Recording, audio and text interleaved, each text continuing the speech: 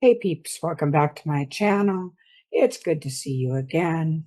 Today I'm going to talk about failure and success and how to cope with both. And so if you'd like to stick around for that, pull up a chair, like this video, remember to subscribe to my channel, and we will get into it here. Ever since I was a little girl, I've dreaded failure. I've been afraid of failure. I am such a high achiever and so focused on success that failure seemed dangerous to me, and it seemed like something that would tear me down. And yet I seemed to fail all the time. I could never do things right for my stepfather, and granted he was a abusive, dysfunctional man, it felt like I never could please him. I could never be the daughter, the stepdaughter that he wanted. And with my mother, she was very supportive in many ways, but she always noticed the things I didn't do as opposed to the things I did. And instead of letting that stop me, I just seemed to have the personality to where hi, Apple, to where it fueled me. My anger at the abusiveness of my stepfather and my determination fueled me on to, instead of stop trying, it kept me going. And not everybody has that fuel, and not everybody understands that failure is necessary if you are going to succeed. Hello, little boy. Somebody wants attention. Oh, boy. So, with my writing, when I was trying to get into publishing, back then, indie wasn't a thing. Um, the only way to go was trad. So if you wanted to be a published author, you had to submit. You had to submit stories. You had to submit queries. And you had to wait for weeks and sometimes months for the answers to come back. By the time I got my first contract, I had 600 rejection slips. I counted them. And for a long time, I kept them all. And then it seemed like a waste of space. And so I just shredded them. But they were a badge of courage to me. They said, I'm trying, I'm working at this. And then I got my first contract, and I was so excited. But I didn't realize that, hello, um, once you get that contract, once you get your book published, once you get into the public eye, there's going to be so much more rejection. It just begins at that point. Yeah, the rejection just continues. The rejection builds. Rejection from readers is almost worse than rejection from a publisher. I remember the first time I came across a bad review on the web about myself, and I burst into tears. It was just like, oh, they hate my book. They don't think it's very good. And it, I'm not going to say it devastated me. It surprised me because my friends all loved my work. My students I had taught magic to loved my work, and I loved my work. And it was like, somebody doesn't like me. Well, luckily, again, I am resilient. And so I just pushed it away in my mind and started reading more of the books by writers on writing and came across a number of relatable passages and reminders that you cannot please everybody. You will always have people who hate your work. You will always have readers who don't identify with your characters. You will always have that at least subset of people who think you are the worst writer ever. And that goes in life too. You will never be able to please everybody. You cannot make everybody your friend. They, you're, there are people who will not like you. And even if you've never done anything to them, they will not like you. I remember when I realized that another author who I've never met had blocked me on Twitter. I had had no interaction with this author, with this woman. I had no clue why she blocked me. And I could have obsessed over it, but that would just eat up time and energy. So I just decided she had her reasons. There were some reasons she did not like me. Maybe she was super Christian and didn't like other religions. Maybe she felt threatened. Maybe she was jealous. Maybe she just thought I was a tattooed freak. Whatever the case, it had to be okay that she blocked me. I had to let it go. And so I finally did. And this was difficult. It took some time to accept that I'm not going to be liked by everybody. And luckily, I'm the kind of person who doesn't need to be liked by everybody, but I'm also the kind of person who doesn't want to inadvertently hurt someone. And I'm a blunt person, and I am the kind of the kind of woman who says something and doesn't realize it sounds abrupt. I've had more than one reader in comments apologize to me because they thought they made me angry when I was just doing my best to get some answers out. And I didn't add small chat, I didn't add small talk. I forgot to use an emoji like a smiley or something to indicate that here's your answer, but I don't have time to stick around and chat. And then when I saw them go, oh, I'm sorry, I didn't mean to make you upset. It was like, no, I'm not upset. I'm just trying to best use my time, and I forget sometimes to modify my comments so they don't sound that abrupt. Anyway, so yeah, not everybody's going to like you. Not everybody's going to like your books. Not everybody's going to appreciate your body art. Not everybody's going to think that your sense of humor is funny.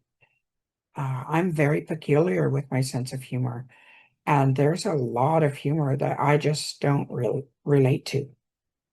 So I don't watch most stand-up comics because I don't find them funny. But it's not their fault particularly. It's just that we don't mesh. And that can feel like a failure sometimes.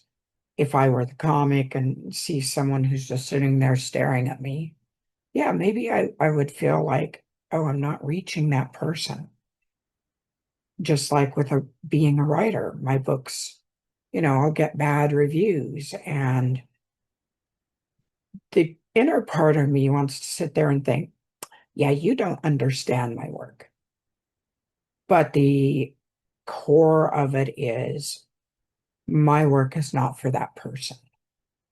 It's not their fault. It's not my fault. It is just the fact that my writing is not going to appeal to everybody, and it needs to find the audience who enjoys it. So I write for myself, and I write for the readers who love my work. I don't try to write for the readers who don't like my work because they never will, because I would be inauthentic in trying to change my voice for them. Oh, do you like my little gnome cup? I love gnomes. I love a lot of the gnome art and stuff. And just as an example, my assistant Andrea does not like gnomes. Neither one of us is wrong. We're each right in our own lives. Hello, Ellie. Ellie, want to come say hi? Want to come say hi? Ellie is over here. She is not sure if she wants to come say hi.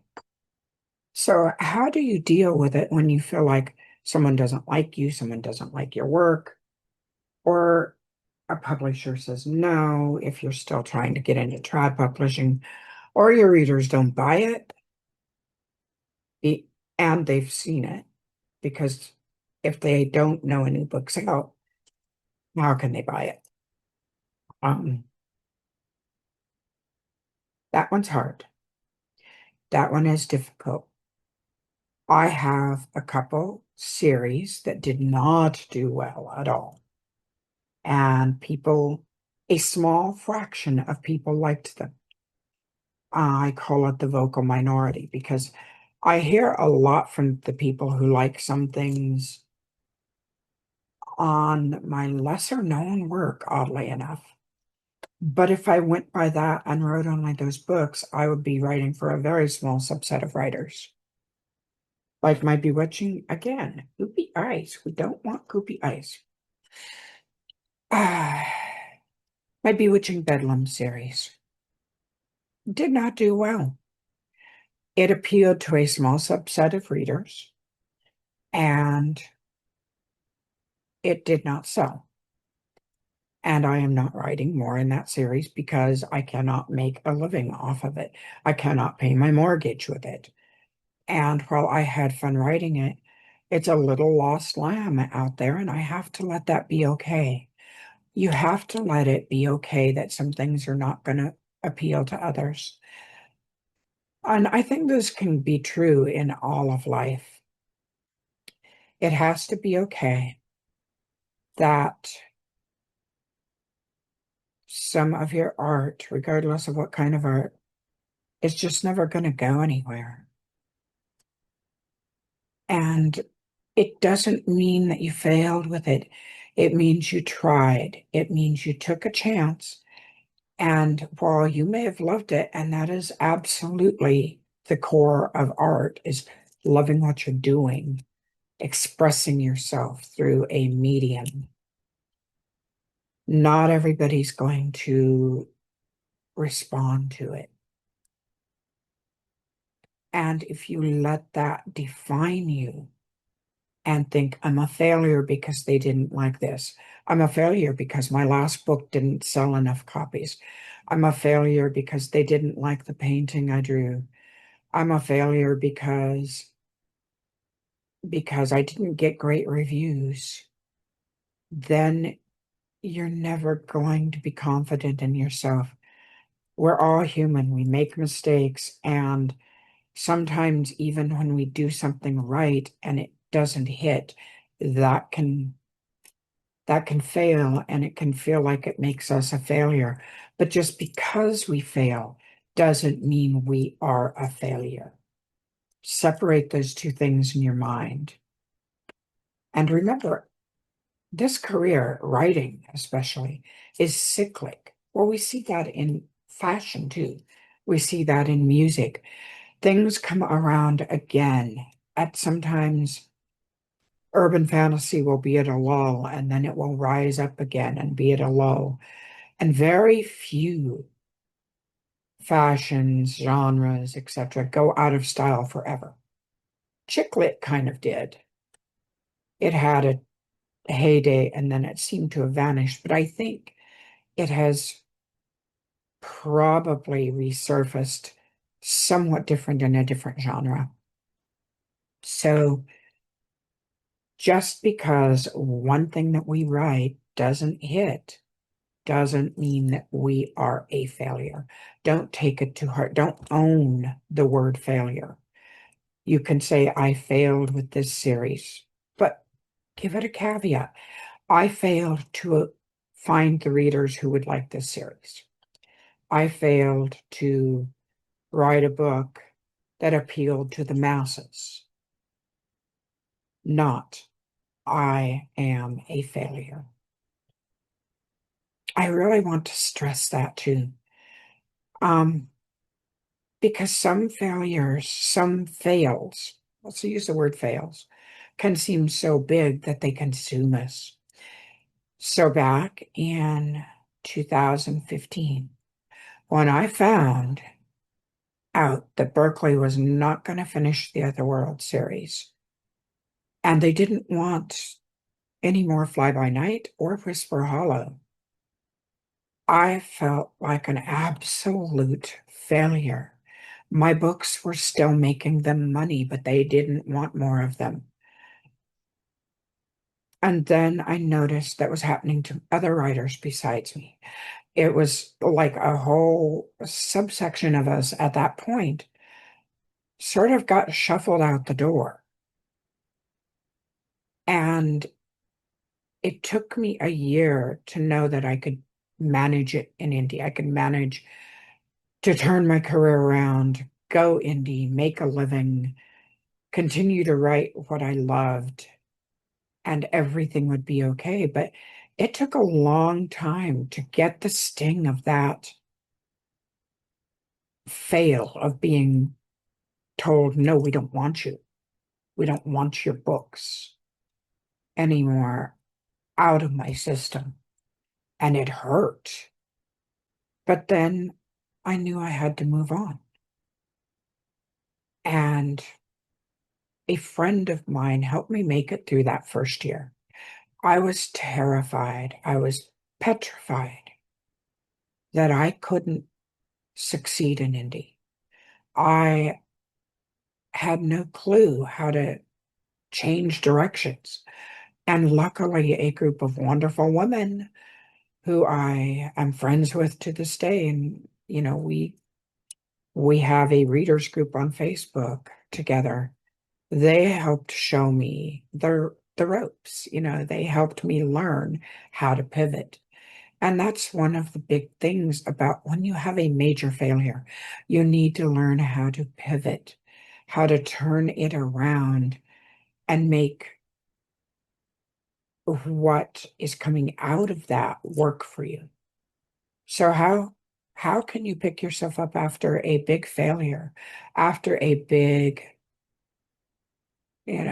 life-changing moment where it feels like you're spiraling out of control? How can you pick yourself up and go on? One of the biggest things that I will say is, if you need therapy, get it. If you need therapy to deal with this, get it, because it can spiral into a massive depression. I spent a year in absolute hell, and I'm convinced that's what caused my MCAS to exacerbate and come out full blown. The stress levels during that year were incredibly difficult. And I remember lying awake night after night, my mind just racing with thoughts of, what can I do? How can I make this work? How can I make this work? Are we going to have enough to pay the mortgage? Just because I am the sole provider, you know. So a big thing, get therapy if you need it. Talk to friends. I am so grateful for my best friend because she put up with me for that entire year of me calling her freaking out and her calming me down and talking me off the ledge, basically. And I do the same for her when she needs it.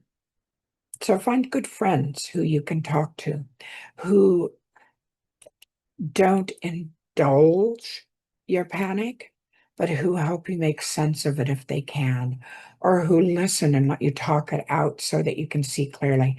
I find having a sounding board where I can just talk and talk and talk and finally hear what my mind is saying, hear what I'm saying inside, that helps a whole lot. Start a journal of all the successes you've had. Like if you've had books published, Find the good reviews. Have someone go and look and find them for you and copy them out so you don't see the bad ones. And keep those in a book where you can look at those and see how happy you've made people with your work. Whether it's, books or painting or singing or whatever, or compliments that customers give you when they come into the store and you help them. Keep a journal of those things, because that becomes sort of not a crutch, but it becomes a reminder of the successes that you do have. Look for the joy every day, even if it's something small. Try to find one thing in the day that makes you smile. And sometimes it's as simple as I got cuddled by my cat, and that felt good. And sometimes it's big, it's like, wow, I sold a ton of copies of my book today. So keep a success journal. Remember, all life is cyclic. All things are cyclic. Success and failure are cycles in our lives. And sometimes it feels like they compile on each other. Like we have a string of successes and then, you know, uh, a roller coaster of failures. But I think if we actually if we stand back and look at our lives unbiasedly, we'll see it's more cyclic rather than just up, down, up, down. We'll see the rhythms and the cycles of our lives. You cannot control everything in your life. I'm sorry, you can't. That hurts me too. That makes me cry. That makes me sit here and fume. But the truth is, we do not control everything that goes on in our lives, but we control how we react to them. So pay attention to your reactions. When you are happy for someone else's success, it brings more energy into your life to use. If you are angry because someone succeeded where you didn't, or someone had a success that you wanted for yourself and you haven't seen that yet, if you dwell on that anger that they have it and you don't, it's going to exacerbate all the other negative things in your life. You need to climb out of that basement and learn how to be happy for other people, even if your life isn't quite as cheerful right now. And sometimes it can feel faked at first, but when you start to understand that being happy for someone else can make you happy for yourself, and when other people are happy for you, even if they're hurting, it means they support your life. That inter-support, that interconnection can only make it better for all of us. We can bring each other up rather than tearing each other down.